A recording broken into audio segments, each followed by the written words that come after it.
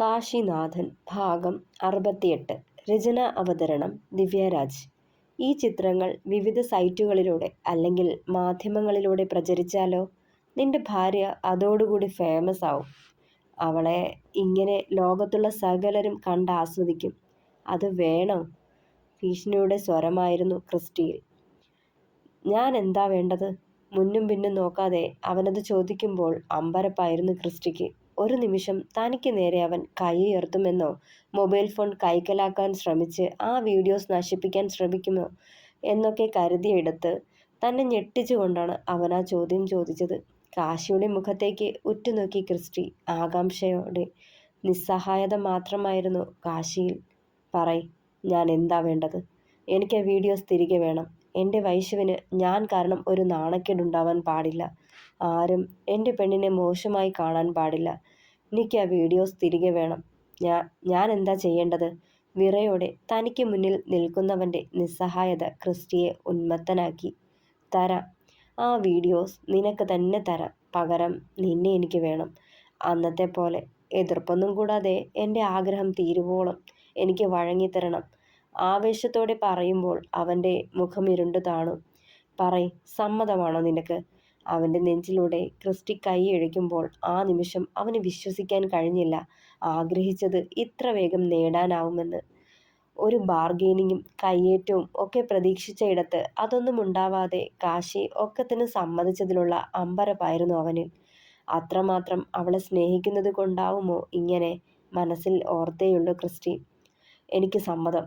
പതിഞ്ഞ ശബ്ദത്തിൽ കാശിയത് പറയുമ്പോൾ ക്രിസ്റ്റഫറിൽ വീണ്ടും ഞെട്ടലായിരുന്നു. നിക്ക് എന്നെക്കാളും വലുത് എൻ്റെ വൈശുവ. ഈ വീഡിയോസ് ലീക്കായെന്നെങ്ങാനും അവൾ അറിഞ്ഞാൽ പിന്നെ ജീവിച്ചിരിക്കില്ല. അവളെക്കാൾ വലുതല്ല എനിക്ക് മറ്റൊന്നും. നിറമിഴിയോടെ അവനെ നോക്കി കാശി. നിനക്ക് സമ്മതമാണേൽ ഇന്ന് ക്ലാസ് കഴിഞ്ഞ് എല്ലാ സ്റ്റുഡൻസും പിരിഞ്ഞു പോകുമ്പോൾ ഈ ക്ലാസ് റൂമിൽ തന്നെ നീ വരണം. ഇവിടെ വെച്ച് മതി. അന്നത്തെ പോലെ. എന്നാലേ അന്നത്തെ അതേ ഫീലോടെ നിന്നെ എനിക്ക് അറിയാൻ കഴിയൂ. ഒത്തിരി നോവിക്കും ഞാൻ, സഹിച്ചോണം. ചിലപ്പോൾ ഇന്നുകൊണ്ട് മതിയാകില്ല. എങ്കിലും നീ സമ്മതിച്ചു തരണം. അവനിലെ വിഭ്രാന്തി തുടലുകളും ഭേദിച്ച് തനിക്ക് നേരെ കുരച്ചുകൊണ്ട് കുതിക്കുന്നത് കാശിനാഥൻ കാണുകയായിരുന്നു അന്നേരം. അവൻ്റെ ശരീരമാകെ ക്രിസ്റ്റിയുടെ കണ്ണുകൾ അലഞ്ഞു ആവേശത്തോടെ. ഒക്കെയും കണ്ട് ഭയം തോന്നിയില്ല കാശിനാഥന്, ആവേശമായിരുന്നു. ഒരിക്കൽ തന്നെ തകർത്ത് തരിപ്പണമാക്കിയവനെ ഉള്ളം കൈയിലിട്ട് ഞെരിക്കാനുള്ള സമയം വന്നെടുത്തതിലുള്ള ആവേശം. ഇപ്പൊ ഞാൻ പോവാ, നീ വരണം. വന്നാലേ ഈ വീഡിയോസ് നിനക്ക് കിട്ടൂ.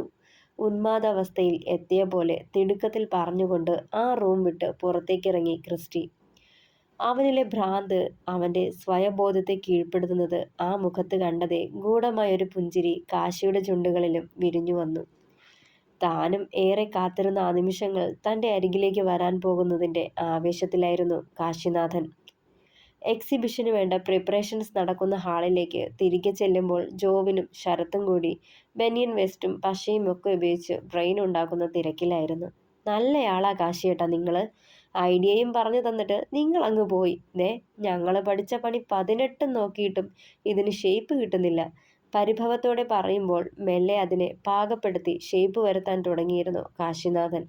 അല്ല, നിങ്ങളിതെവിടായിരുന്നു മാഷേ? ഗീതു അവൻ്റെ തോളിൽ കൈയിട്ട് ചോദിച്ചതേ ഒന്ന് പുറത്തേക്ക് പോയി വന്നതാടാ, കണ്ണു ചിമ്മി ചിരിയോടെ പറഞ്ഞവൻ. അതെ, എക്സിബിഷന് ഇനി അധികം ഇല്ല മാഷേ. ബ്രെയിനേ ആയിട്ടുള്ളൂ. നമുക്കിത് കംപ്ലീറ്റ് ചെയ്യാൻ പറ്റുമോ? ഹാർട്ട്, ലിവർ, സ്റ്റൊമക്, ഇൻഡസ്റ്റീൻസ് ഇങ്ങനെ കിടക്കുമല്ലേ, എന്ത് ചെയ്യും? തെല്ലൊരു സംശയത്തോടെ അവനെ നോക്കി ഗീതു. അതെന്ത് ചോദ്യ ഗീതു? നമ്മൾ തുടങ്ങി വെച്ചിട്ടുണ്ടെങ്കിൽ വെടിപ്പായിട്ട് തന്നെ പൂർത്തിയാക്കും. അതുറപ്പല്ലേ? പറയവേ കാശിനാഥൻ്റെ മുഖത്ത് വല്ലാത്തൊരു പ്രസരിപ്പായിരുന്നു. പൂർത്തിയാക്കിയാൽ മതി. ഓരോ വേസ്റ്റ് മെറ്റീരിയലും കൃത്യമായി പെറുക്കി വയ്ക്കുന്നതിനിടെ ഗീതു പറയുന്നുണ്ടായിരുന്നു. വേസ്റ്റ് മെറ്റീരിയൽ കൊണ്ട് ഒരു കിടാവർ. കടവുളേ, എന്നെ കൊടുമ ഇത്.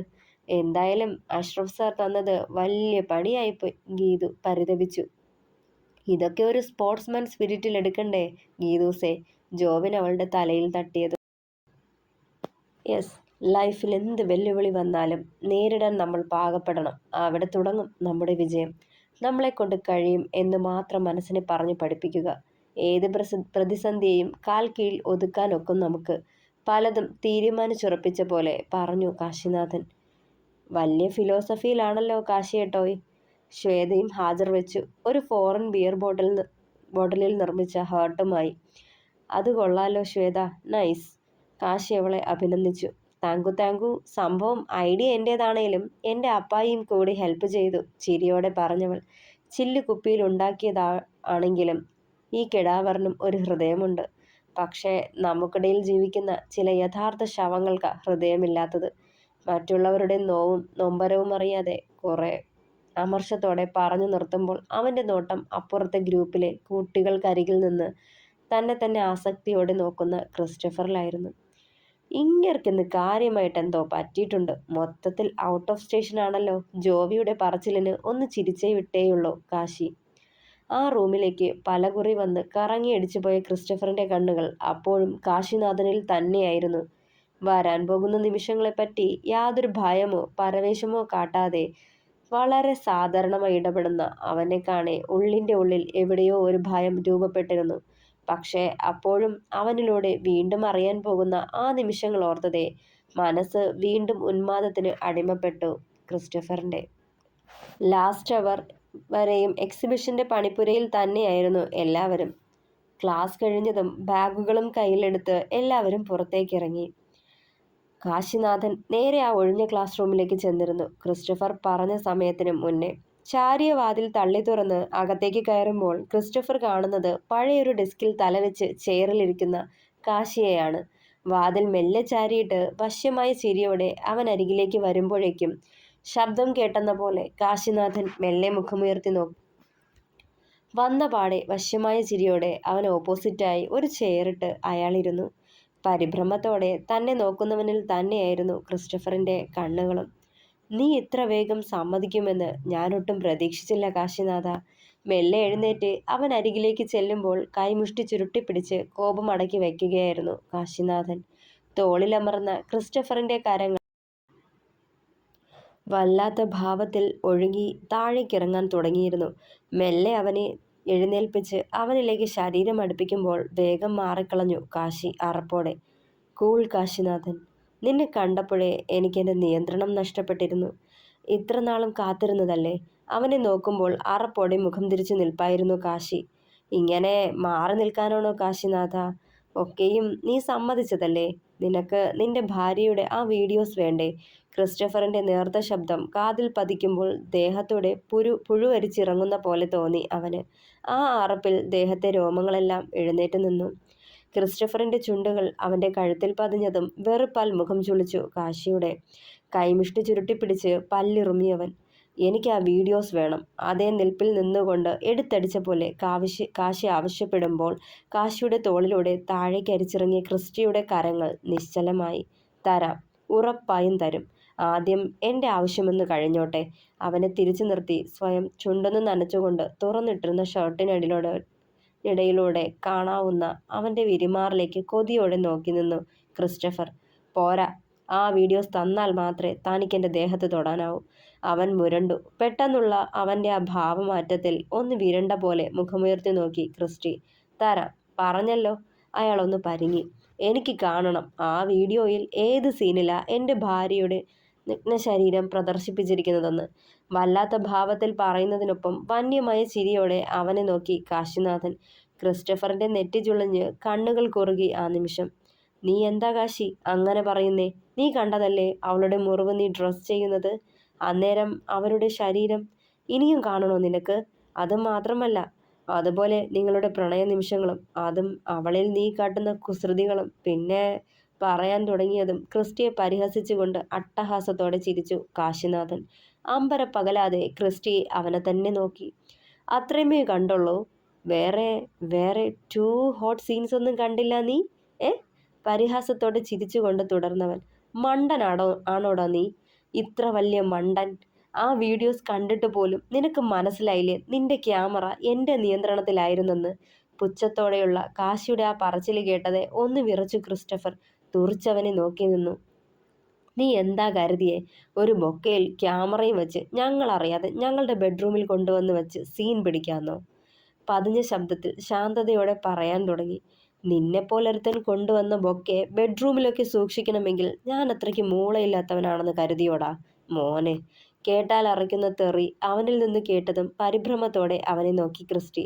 അന്ന് നീ പോയതിന് ശേഷം തിരികെ റൂമിലേക്ക് വരുമ്പോൾ നിന്റെ ബൊക്കെ ചിരിച്ചുകൊണ്ടിരിക്കുന്നത് കണ്ട് എന്തോ പന്തികേട് തോന്നിയിരുന്നെനിക്ക്. പുറമേ നമ്മുടെ കണ്ണുകൾക്ക് കാണാനാവാത്ത രീതിയിൽ അതിനുള്ളിൽ ക്യാമറ ഘടിപ്പിച്ചിരുന്നാൽ അറിയാനൊരു ടെക്നിക്ക് ഉണ്ടല്ലോ. ഞാനത് പരീക്ഷിച്ചു. എൻ്റെ ആൻഡ്രോയിഡ് ഫോണിലെ ക്യാമറ ഓണാക്കി അതിന് നേരെ സൂം ചെയ്തു. പ്രതീക്ഷിച്ച പോലെ നീ ഒളിപ്പിച്ച ക്യാമറയിൽ നിന്ന് എമിറ്റ് ചെയ്ത UV റേസ് വെള്ള നിറത്തിലെ പൊട്ടുപോലെ എൻ്റെ ഫോണിൻ്റെ സ്ക്രീനിൽ തെളിഞ്ഞു. അവിടെ നീ പിടിക്കപ്പെട്ടിരുന്നു. അവിടെ നിന്നുള്ള ഓരോ നിമിഷങ്ങളും വളരെ ശ്രദ്ധയോടെ മാത്രമേ ഞാൻ കൈകാര്യം ചെയ്തിട്ടുള്ളൂ. എൻ്റെ ഭാര്യയുടെ മുറിവ് ഡ്രസ്സ് ചെയ്യുമ്പോഴും വസ്ത്രം മാറ്റുമ്പോഴും ക്യാമറയിൽ ആ ദൃശ്യങ്ങൾ പതിയാതിരിക്കാനായി ഞാൻ പ്രത്യേകം ശ്രദ്ധിച്ചു. ഞങ്ങളുടെ പ്രണയ നിമിഷങ്ങൾ അതിൽ പതിഞ്ഞിട്ടുണ്ടെങ്കിൽ അതെൻ്റെ അറിവോടുകൂടി തന്നെയാ. അതും വസ്ത്രത്തിൻ്റെ മറയോടുകൂടി. നീ കാണാൻ, നിന്നെ കാണിക്കാൻ, നിന്നെ ഭ്രാന്ത് പിടിപ്പിക്കാൻ. ഞാൻ അവളുടേത് മാത്രമാണെന്ന് നീ അറിയാൻ. വല്ലാത്ത ഭാവത്തിൽ കാശി അത് പറഞ്ഞതും ഞെട്ടലോടെ മുഖമുയർത്തി നോക്കി ക്രിസ്റ്റഫർ. കാശിയോട് തൻ്റെ ആവശ്യം പറഞ്ഞപ്പോഴും അവൻ സമ്മതിച്ചപ്പോഴുമെല്ലാം അവൻ്റെ പെരുമാറ്റത്തിൽ എന്തോ പന്തികേട് തോന്നിയിരുന്നു. പക്ഷേ ഇങ്ങനെ ഒന്ന് അവൻ പ്രതീക്ഷിച്ചില്ല. ആ ബൊക്കയ്ക്കുള്ളിലെ ക്യാമറ അവൻ കണ്ടെത്തിയെന്ന് ഒരിക്കലും കരുതിയിരുന്നില്ല. നടുക്കത്തോടെ ഓർത്തു ക്രിസ്റ്റഫർ. ഇനി പറയ് ക്രിസ്റ്റഫർ സാറേ, ഞാൻ നിനക്ക് വഴങ്ങിത്തരണോ? വല്ലാത്തൊരു പകയോടെ ചോദിച്ചു കാശി. ക്രിസ്റ്റഫറിന്റെ കൺഗോളങ്ങൾ വേഗത്തിൽ ചലിച്ചു. നെഞ്ചിടിപ്പിൽ ദേഹം വിറച്ചു തുടങ്ങി. ഏറെ മോഹിച്ച ആ നിമിഷം കൈവെള്ളയിൽ നിന്ന് നഷ്ടപ്പെടുകയാണോ എന്നോർത്തതേ ഭ്രാന്ത് പിടിച്ചവന്. ഒത്തിരി മോഹിച്ച ആ സ്വർഗീയ നിമിഷങ്ങൾ കയ്യകലത്തിൽ നഷ്ടപ്പെടുന്നത് ഉൾക്കൊള്ളാനായില്ലവന്. എങ്ങനെയും കാശിയെ തൻ്റെ വരുതിയിലൊതുക്കണം എന്ന് മാത്രം ചിന്തിച്ചു. നിമിനേരം കൊണ്ട് സർവ്വനാഡീഞരമ്പുകളെയും തളർത്തുന്ന ആ പാൻറിൻ്റെ പോക്കറ്റിൽ നിന്നും അവൻ കൈക്കുള്ളിൽ ഒതുക്കിയത് കാശി അറിയാതെ പോയി. കാശിയുടെ പെരുമാറ്റത്തിൽ സംശയമുണ്ടായിരുന്നതുകൊണ്ടും ഒരുപക്ഷെ അവൻ എതിർത്താലോ എന്ന് തോന്നിയതുകൊണ്ടും കയ്യിൽ കരുതിയതാണ്. ഗൂഢമായൊരു ചിരി ക്രിസ്റ്റഫറിന്റെ മുഖത്ത് തെളിഞ്ഞു വന്നു. നിലത്ത് കിടന്ന പഴയൊരു ഒടിഞ്ഞ ഡെസ്കിന്റെ കാൽ കൈക്കലാക്കി കാശിനാഥന് നേരെ ഉയർത്തുമ്പോൾ അവനിലെ വേട്ടമൃഗം പൂർണ്ണമായും ഉണർന്നിരുന്നു. പ്രതീക്ഷിക്കാതെയുള്ള ക്രിസ്റ്റിയുടെ ആക്രമണം തടയാനായില്ല കാശിക്കും. അവൻ്റെ പ്രഹരത്താൽ താഴേക്ക് പതിക്കുമ്പോൾ നാലു ചുറ്റും കീഴ്മേൽ മറിയുന്ന പോലെ തലയ്ക്കുള്ളിൽ ഭാരവും നോവും നിറഞ്ഞു. നിലത്ത് നിന്ന് എഴുന്നേൽക്കാനാവാതെ കിടന്നുപോയവൻ. നെറുകിൽ നിന്നും പനിച്ചിറങ്ങിയ ചോരത്തുള്ളികൾ കണ്ണിന് മീതെ മറയായി മാറി. തനിക്ക് തൊട്ടരികിലേക്ക് ക്രിസ്റ്റഫറിന്റെ കാലുകൾ വന്നെത്തിയത് കണ്ടതേ പെട്ടെന്ന് മുഖമുയർത്തി നോക്കിയവൻ. മഞ്ഞ നിറത്തിലുള്ള ആ ദ്രാവകം നിറച്ചൊരു സിറിഞ്ച് അവൻ്റെ കയ്യിലുണ്ടായിരുന്നേരം അപകടം മണത്ത് വേണ്ടെന്ന പോലെ കൈ ഉയർത്തി കാട്ടിയേയുള്ളൂ കാശി. അന്നത്തെ ആ ദിവസം അവൻ്റെ ഓർമ്മയിലേക്ക് വന്നു. കാശിയുടെ തൊണ്ട വരണ്ടുണങ്ങി. നീ എന്താടാ കരുതിയേ? എന്നെ അങ്ങ് തോൽപ്പിച്ച് കളയാന്നു? എനിക്കെവിടെയോ പിഴച്ചു. നിന്നെ ഞാൻ അണ്ടർ എസ്റ്റിമേറ്റ് ചെയ്തു. തെറ്റായിപ്പോയി എന്ന് വെച്ച് ഇത്രയേറെ പ്രഹസനം ഒന്നും വേണ്ട. എന്നോട് ജയിക്കാൻ നിനക്കാവില്ല കാശി. പകയോടെ പല്ല് ഞെരിച്ചുകൊണ്ട് അവന് മുന്നിലിരുന്നു ക്രിസ്റ്റി. ഞാനൊന്ന് മോഹിച്ചിട്ടുണ്ടെങ്കിൽ അത് നേടിയെടുത്തിട്ടേയുള്ളൂ. അതിന് ഏതറ്റം വരെയും ഞാൻ പോകും. വല്ലാത്തൊരു ഭാവത്തിൽ ആ സിറിഞ്ച് അവന് നേരെ കൊണ്ടുവന്നു ക്രിസ്റ്റഫർ. അന്ന് നിന്നെ തളർത്താൻ ഉപയോഗിച്ചത് തന്നെയായത്. അന്നത്തേതിലും ഡോസ് കൂട്ടിയിട്ടുണ്ട്. ഇതിൻ്റെ സെഡേഷനിൽ നിന്റെ ശരീരം തളരും അന്നത്തെ പോലെ. പക്ഷേ ആ തളർച്ചയിൽ നിന്ന് നീ ഇനി തിരികെ ജീവിതത്തിലേക്ക് വരില്ല. ഭീതിയോടെ തന്നെ നോക്കിക്കിടക്കുന്നവൻ്റെ നേരെ ക്രിസ്റ്റഫറിൻ്റെ കൈകൾ ചലിച്ചതും പിറകിൽ നിന്നേറ്റ ശക്തമായ പ്രഹരത്തിൽ ദൂരേക്ക് തെറിച്ചു വീണിരുന്നു ക്രിസ്റ്റഫർ. തുടരും. പ്രിയപ്പെട്ടവരെ, അഭിപ്രായങ്ങൾ പറയണേ. അപ്പോൾ കഥ ഇഷ്ടമായാൽ ലൈക്ക് ചെയ്യുക, ഷെയർ ചെയ്യുക, സപ്പോർട്ട് ചെയ്യുക, ഹൈപ്പ് ചെയ്യുക. താങ്ക്